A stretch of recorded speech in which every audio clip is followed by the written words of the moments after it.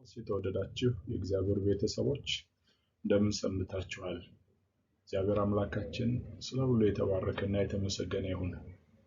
በዚህ አስቸጋሪ ጊዜ ስታልፉ በአብሮነቱ እየደገፋችሁ በመንፈሱ እየመራችሁ የቃሉን ፍቺ እያበራላችሁ ልባችሁን እየጠበቀ እንደሆነ ተስፋ አደርጋለሁ። በእርግጥ የታመነ ነውና ያደርገዋል። ልባችሁ አይውደቅ። እግዚአብሔር አምላካችን ስለ ሁሉ የተባረከ ይሁን። በዛሬው ጊዜያችን ባለፈው የጀመርነውን የማርቆስን ወንጌል ጥናት እንቀጥላለን። ክፍል 2ን ለማየት እንሞክራለን። በዚህ በክፍል 2 የመጥምቁ ዮሐንስ ሕይወት ላይ አትኩረን እናያለን። ማርቆስ ምዕራፍ 1 ቁጥር 2:8 ላይ ተመስርተን መጥምቁ ዮሐንስ በወንጌል ለተመሰረተበት ለእግዚአብሔር ልጅ እንዴት ምስክር እንደነበረ በምን አይነት ሕይወት እንዳለፈ ከእርሱ ልንማር እንደምንችል ለማየት እንሞክራለን። ስለ መጥምቁ ዮሐንስ ከማንሳታችን በፊት የማርቆስ ወንጌል ጸሐፊ ወንጌላዊ ማርቆስ የእግዚአብሔር መንግስት ወንጌል ይዞ ስለመጣው ስለ ክርስቶስ ወይም ስለራሱ ስለ ወንጌል ምስክርነቶች በማስተዋወቅ ይጀምራል። የመጀመሪያው ምስክር ራሱ መጥምቁ ዮሐንስ ነው። ሁለተኛው ምስክር ስለ ልጁ የመሰከረው አብ ነው። ሶስተኛው ምስክር ራሱ ልጁ የሰው ልጅ ክርስቶስ ኢየሱስ ባደረገው ነገር ባስተማረው ትምህርት ከእግዚአብሔር ዘንድ የተላከው ወንጌል ለሰው ልጆች ሁሉ የተላከው ወንጌል እውነት እንደሆነ መስክሮልናል። እነዚህን በአጠቃላይ በወንጌል ውስጥ ልናስተውላቸው እንችላለን። ዛሬ ግን ለመጀመሪያ ጊዜ በመነጋገርበት በመጥምቁ ዮሐንስ ታሪክ ላይ እናተኮር። መጥምቁ ዮሐንስ ማን እንደሆነ ለማየት ወይም በደንብ ለመረዳት እነዚህን የመጽሐፍ ቅዱስ ክፍሎች በተጨማሪ ጊዜ ወስዳችሁ እንድታነቡ ላበረታታችሁ እፈልጋለሁ። አሁን ከዚህ ቀጥሎ የምናነሳቸው ሐሳቦችም ከነዚህ የመጽሐፍ ቅዱስ ክፍሎች የተወጣጡ ናቸው። ስለ መጥምቁ ዮሐንስ መጽሐፍ ቅዱስ ውስጥ ያሉትን መረጃዎች በሙሉ ልታገኙ ትችላላችሁ ከነዚህ ክፍሎች። መጥምቁ ዮሐንስ ማን ነው? መጥምቁ ዮሐንስ የዘካርያስና የኤልሳቤጥ ልጅ ነው። መጥምቁ ዮሐንስ የእግዚአብሔር መልእክተኛ ነው። መጥምቁ ዮሐንስ የጌታ መንገድ ጠራጊ ነው። መጥምቁ ዮሐንስ በስጋ የማርያም ቤተሰብ ነው። መጥምቁ ዮሐንስ መጽሐፍ እንደሚለው በምድረ በዳ የሚጮህ ሰው ድምጽ ነው።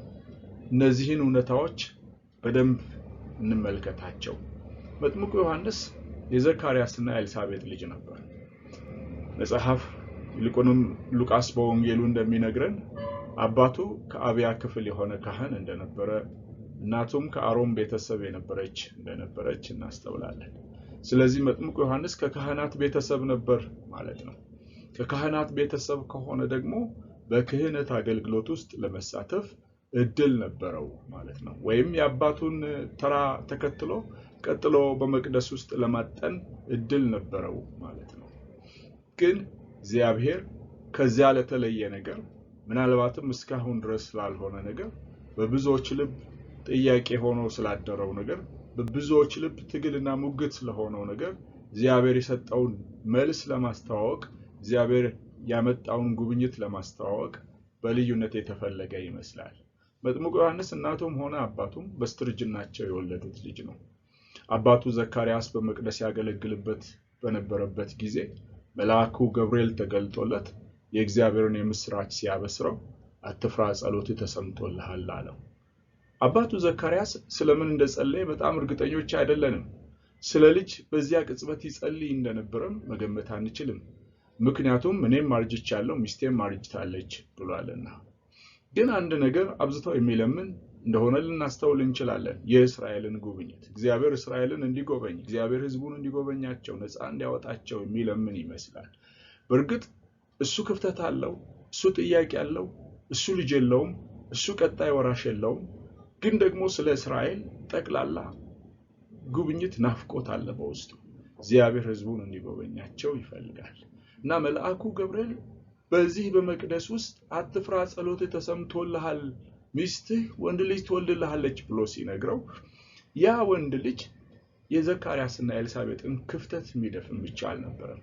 እርጅናቸውን የሚያለመልም ብቻ አልነበረም ይልቁንም ይናፍቁት የነበረውን ይጓጉለት የነበረውን የእስራኤልን ጉብኝት የሚያስተዋውቅ ልጅ ነው ስለዚህ እግዚአብሔር ለዘካርያስ የሰጠው ምላሽ የእድሜውን እርጅና ወይም የቤቱን ክፍተት ወይም የልጅ ፍላጎቱን ከማሟላት ያለፈ ነገር ነው ማለት ነው እግዚአብሔር በኑሮ ጎብኝቶታል በዚህ እንደምንመለከተው እግዚአብሔር በአገልግሎቱም ጎብኝቶታል እግዚአብሔር ታሪክ ከርሱ ሊሰራ ጀምሯል ባረጀ ሰው ቤት ውስጥ እግዚአብሔር ታሪክ መስራት ይችላል በደከመ ሰው ቤት እግዚአብሔር ታሪክ መስራት ይችላል ተራው ባለቀበት ሰው ቤት እግዚአብሔር ታሪክ መስራት ይችላል የኔ ጉዳይ አልቋል የኔ ጉዳይ አልፏል ከእንግዲህ በኋላ አዲስ ነገር ለማየት አምችል አይመስለኝም ለምትሉ ለሁላችሁ ይሄ ትልቅ ትምህርት ይሆናል ለያናናችን በርግጥ እኛ ስንደክም ስናረጅ ጉልበታችን ሲያልቅ ተስፋ ስንቆርጥ የኛ ነገር የኤክስፓየር ያረገ ሲመስለን እግዚአብሔር ባለቀው ታሪካችን መካከል ገብቶ ለብዙዎች የምስራች የሚሆን ለብዙዎች ረፍት ምክንያት የሚሆን አዲስ ነገር በህይወታችን መስራት ይችላል በዘካርያስና በኤልሳቤጥ ቤት የሆነው እንደዚህ ነው መሽማግሌውና ባሮጊቷ ቤት የሆነው ነገር እንደዚህ ነው የሚመጣውን ታላቅ የዓለም ተስፋ የሚያስተዋውቅ የሚያበስር ዮሐንስ የተባለ ልጅ እንደሚሰጣቸው ተነገራቸው መጥምቁ ዮሐንስ ለዘካርያስ የጸሎት መልስ ሆኖ የመጣ ልጅ ነው የምንለው ለዚህ ነው መጥምቁ ዮሐንስ በርግጥ ዘካርያስና ኤልሳቤጥ ለሚሸማቀቁበት ነገር ለሚያለቅሱበት ነገር መልስ ነበር እናቱ ኤልሳቤጥ ነቀፌታዬን ከሰው መካከል አስወግዶልኛል ብላ ስትል 5 ወር ራሷን ሸሸገች ብሎ ማቴዎስ ይነግረናል በማቴዎስ ወንጌል ውስጥ እንደምታዩት ባለመውለዷ ምክንያት መካን ሆና በማርጀቷ ምክንያት ማህፀኗ ዝግ ሆኖ በመቆየቱ ምክንያት በጣም ተሸማቀቅ እንደነበረች ታያላችሁ በርግጥ ማህፀኗ ተከፍቷል በታረጅም በትደክም ዮሐንስን ወልዳለች ግን ዮሐንስ እሷ እንዳሰበችው የሷን ነቀፌታ ብቻ አይደለም የእስራኤልን ነቀፌታ የሚያስወግድ ልጅ ነው የእርሷን ነቀፌታ ብቻ አይደለም የእስራኤልንም ጉብኝት የሚያበስር ለሚመጣው መሲህ ለሚመጣው አዳኝ መንገድ የሚጠርግ ታላቅ ስራ ያለው ታላቅ ኃይል ይዞ የሚገለጥ ልጅ ነበር እግዚአብሔር ይመስገን ይሄ በጣም ደስ የሚል እግዚአብሔር ጉብኝት ነው አባቱ ዮሐንስ እስኪወለድ ድረስ ድዳ ሆኖ እንደኖረ ሉቃስ ይነግረናል በርግጥ ስላላመንክ ነው ያለው መልአኩ ገብርኤል ግን ካለማመኑ ያለፈ ደግሞ በሚቀጥሉትም 9 ወራት ይሄ ልጅ በእናቱ ማህፀን ተጸንሶ ቆይቶ እስከሚወለድበት ጊዜ ድረስ ምንም አስተያየት እንዳይሰጥ የተደረገ ይመስላል ምንም አይነት ትችት እንዳይተች ምንም አይነት ሳቅ እንዳይስቅ ምንም አይነት ምርምር እንዳይመራመር ዝም በልና የሚሆነውን ተመልከት እየተባለ ይመስላል ዝም ብለህ ቆይ ጊዜው ሲደርስ አንደበትህ ይከፈታል ዝም ብለህ ቆይ በማታውቀው ነገር አትናገር በማታውቀው ነገር አትመራመር ተብሎ የተከለከለ ይመስላል እግዚአብሔር እስኪመጣ ድረስ እግዚአብሔር እስኪጎበኝ ድረስ ዝም ብለን የእግዚአብሔርን ማዳን ማየት ይሁንልን ይሄ በጣም ትልቅ ነገር ነው ሰው ዝም ብሎ የእግዚአብሔርን ማዳን ተስፋ ቢያደርግ መልካም ነው እንደሚል ቃሉ አንዳንድ ጊዜ ያወቀን መስሎን እግዚአብሔርን ራሱን ልንመራመረው ልንተቸው እንሞክራለን አንዳንድ ጊዜ ልክ አይደለም ብለን ያነሳን ምንጥለው የራሳችንም ጉዳይ እግዚአብሔር በእኛ ጉዳይ እግዚአብሔር በቤታችን በህይወታችን በጤንነታችን ጉዳይ እንዲህና እንዲያደረገን ብለን ምንፈላሰፍባቸው በጣም ብዙ ነገሮች አሉ እግዚአብሔር ዝም ያሰኘን መልአኩ ዘካርያስን ዝም አሰኘውና እስከ ቀኑ ድረስ ዲዳ አደረገውና ሲገለጥ መጨረሻው ሲሆን ግን የልጁን ስም እንዲናገር በልጁ ስም እንዲጀምር እግዚአብሔር በትላንትናው ታሪኩ ሳይሆን በትላንትናው ማንነቱ ሳይሆን አሁን አዲስ ባመጣው ማንነቱ በአዲሱ ታሪክ ንግግር እንዲጀምር ከፈተው አንደበቱ እግዚአብሔር በአዲስ ታሪክ አንደበታችንን ይክፈተው በአዲስ ንግግር በአዲስ አስተሳሰብ በአዲስ ተስፋ በአዲስ ዝማሬ እግዚአብሔር አንደበታችንን ይክፈትና ከዘካርያስ እናስተውለው በጣም ብዙ ነገር ያለ ይመስለኛል ከወገኑ ማንም ያልተጠራበት ስም ነበር ዮሐንስ ከኤልሳቤጥ ወገን ማንም ያልተጠራበት ስም ነበር ዮሐንስ አዲስ ስም ነበር ይሄ ብርቅዬ ስም ነበር በብርቅዬ ስም 9 ወር የተቆለፈው አንደበት ተከፈተ እግዚአብሔር ይመስገን በአዲስ ቋንቋ በአዲስ ተስፋ ማንም ባላየውና ባልተጠባበቀው የክብር የእግዚአብሔር መንገድ አንደበታችሁን ይክፈት በተራ ወሬ ግን እንዳትፈላሰፉ እንዳትነጋገሩ አንደበታችሁን እግዚአብሔር ይስቃ አንደበታችንን እግዚአብሔር ይያዝ ለአፌ ጠባቂን አኑር እንዳለ እንደ ዳዊት እግዚአብሔር አንደበታችን ጠባቂን ያኑርልን ይሄ በጣም ትልቅ ነገር ይመስለኛል መጥምቁ ዮሐንስ የእግዚአብሔር መልእክተኛ ነበር ማርቆስ ከሚልኪያስና ከኢሳይያስ ያገኘውን ነገር አጣምሮ ይነግረናል። በመጀመሪያው ክፍል እነሆ መንገድህን የሚጠርግ መልእክተኛዬን በፊትህ እልካለሁ የሚለውን ከሚልኪያስ ወስዶ የጌታን መንገድ አዘጋጁ ጥርጊያውንም አቅኑ እያለ በምድረ በዳ የሚጮህ ሰው ድምጽ የሚለውን ከኢሳይያስ ወስዶ በኢሳይያስ በአበይት ከሚባሉት ትንቢቶች ባንዱ ሰይሞ ጠቅልሎ ይነግረናል። መልእክተኛ ይለዋል እግዚአብሔርን መጥምቁ ዮሐንስን። እግዚአብሔር መንገድ ጠራጊ ብሎ ይለዋል። በምድረ በዳ የሚጮህ ሰው ድምጽ ይለዋል። እነዚህ ዲዛይነሽ እነዚህ ስሞች እነዚህ ምልክታዎች በሙሉ የእግዚአብሔር ናቸው። መልእክተኛ ነው፣ መንገድ ጠራጊ ነው፣ በምድረ በዳ የሚጮህ ሰው ድምጽ ነው። እግዚአብሔር እንዲህ አድርጎ ተስፋውን ሲያድስ 400 ዓመት የቆየውን የእስራኤልን የአፍረት ዝምታ ሲሰብር ለእስራኤል ሳይቀር ዝማሬ ሲሰጥ እግዚአብሔርን እንመለከታለን። እና መጽሐፉ እንደሚነግረን እነዚህ ያነሳናቸውን የወንጌል ክፍሎች በተለይ ስለ መጥምቁ ዮሐንስ የሚያወራውን ወሬ ልብ ብለን እንደሆነ በኤልያስ መንፈስና ኃይል የመጣ ነበር መጥምቁ ዮሐንስ። ኤልያስ በብሉይ ኪዳን ከኤልዛቤል ጋር የተፋጠጠ የበዓል ነቢያትን ያሳረደ እግዚአብሔር አምላክ እንደሆነ እግዚአብሔርን ተከተሉ በዓል አምላክ እንደሆነ በዓልን ተከተሉ ብሎ የእስራኤልን ሕዝብ የሞገተ ያሸነፈ ሕዝቡን ወደ እግዚአብሔር ለመመለስ ቀንና ሌሊት የተጋ በሁለት ልብ እንዳያነክሱ ወደ እግዚአብሔር እንዲመለሱ ያደረገ ነብይ ነው። በዚያው መንፈስ ይሄ ሰው እንደመጣ ተመለከታላችሁ። ስለዚህ አባቶችን ልብ ወደ ልጆች ልጆችን ልብ ወደ አባቶች ከጌታ ፊት እንዲያዘጋጅ ሲሰራ ሲጣራ ሲጮህ ታዩታላችሁ። ስለዚህ ወታደሮች ሳይቀሩ ፈሪሳውያን ሳይቀሩ ጸሐፍቶች ሳይቀሩ ምን እናድርግ እያሉ ይጠይቁት ነበር እና ማድረግ ያለባቸውን ያሳውቃቸው ነበር። ከሁሉ በላይ ደግሞ ወደ መጣው ተስፋ ያሳያቸው ነበር። ከሁሉ በላይ ደግሞ የሚጠብቃቸውን ፍርድ ያስታውሳቸው ነበር። ስለዚህ እግዚአብሔርን አምልኩ፣ እግዚአብሔርን ፈልጉ፣ ተስፋችን እግዚአብሔር ነው እያለ ይጠራ ነበር። ልክ በኤልያስ መንፈስ በኃይል እንደመጣ እንደተገለጠ እናያለን። ደግሞ መጥምቁ ዮሐንስ የመሲሁ ምስክር ነበር። በተለይ ዮሐንስ በወንጌሉ እንደሚነግረን ምስክር ነኝ ብሎ እርሱ ራሱ ይናገራል። ስለራሴ አልተናገርኩም፣ እኔ መሲህ ነኝ አላልኩም፣ እኔ አዳኝ ነኝ አላልኩም፣ እኔ ክርስቶስ ነኝ አላልኩም፣ ግን የክርስቶስ ምስክር ነኝ። እኔ የእርሱን ጫማ ጠፍሩን ልፈታ አይገባኝም፣ እኔ ላንስ እርሱ ሊልቅ ይገባል ብሎ ራሱን አሳንሶ መሲሁን አተልቆ የመሲሁ ምስክር እንደሆነ የተቀበለ ነበር መጥምቁ ዮሐንስ። መጥምቁ ዮሐንስ የሕይወትና አገልግሎት ጥሪውን እንዴት ፈጸመ? የመጀመሪያው ነገር ለጥሪው የሚመች አኗኗር ተከተለ። የበረሃም መጣ ይበላ ነበር፣ በጠፍር ወገቡን ይታጠቅ ነበር፣ በምድረ በዳ ይኖር ነበር እና በቤተ መቅደሱ ግርግር መታነቅ አልፈለገም፣ በከተማው ግርግር መታነቅ አልፈለገም።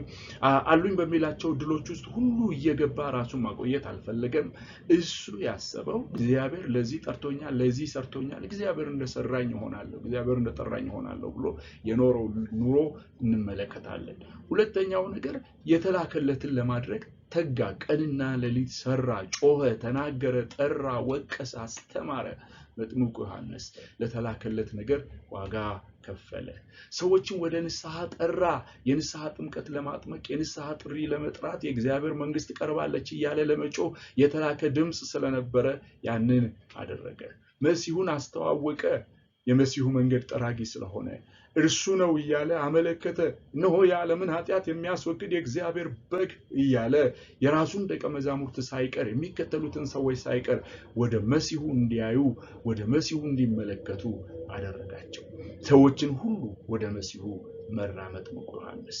ጥሪው የሚያስከፍለውን ዋጋ ሁሉ ከፈለ መጥምቁ ዮሐንስ። እንግዲህ እነዚህን ነገሮች ሌሎችንም ነገሮች ልታዩ ትችላላችሁ ከነዚያ ቀድመን ካየናቸው ክፍሎች ልብ ብላችሁ ካስተዋላችሁ እነዚህን ሁሉ ነገሮች ስትመለከቷቸው ግን ለጥሪው የሚመች አኗኗር ተከተለ። የተላከለትን ለማድረግ ተጋ መጥምቁ ዮሐንስ። ሰዎችን ወደ ንስሐ ጠራ መጥምቁ ዮሐንስ። መሲሁን አስተዋወቀ መጥምቁ ዮሐንስ። ሰዎችን ወደ መሲሁ ጠራ መጥምቁ ዮሐንስ። መራ መጥምቁ ዮሐንስ። ጥሪው የሚያስከፍለውን ዋጋ ከፈለ መጥምቁ ዮሐንስ። ከእርሱ ምንድነው ልንማር የምንችለው? የመጀመሪያው ነገር የሕይወትን ጥሪ ማወቅ ነው። እግዚአብሔር ለምን እንደፈጠረን፣ ለምን እንደጠራን፣ ምን ጸጋ እንደሰጠን፣ ምን ተልእኮ እንደሰጠን ያንን ለይቶ ማወቅ ነው። መጥምቁ ዮሐንስ ጥንቅቅ አድርጎ የሚያውቅ ይመስላል። በሰዎች ጥሪ ውስጥ አይገባም፣ በሰዎች ስራ ውስጥ አይገባም። እርሱ ራሱን ማንነቱን መኖር ይፈልጋል። ለጥሪው የሚመች አኗኗር ተከተለ። ቅድም ይሄንን ጠቅሼዋለሁ።